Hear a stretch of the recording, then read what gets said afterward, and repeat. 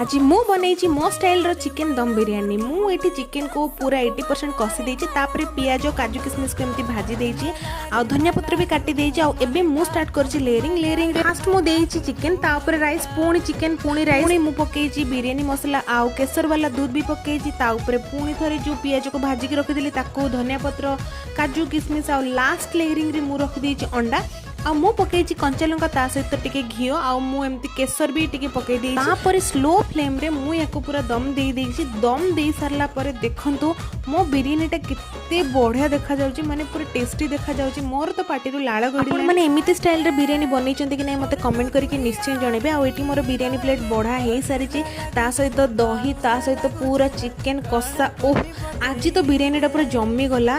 मु चलले मोर बिरयानी खाय पई। आपण मन के वीडियोटा भल लागिथिले please like share and subscribe करिवे। Thank you for watching. Tata bye bye.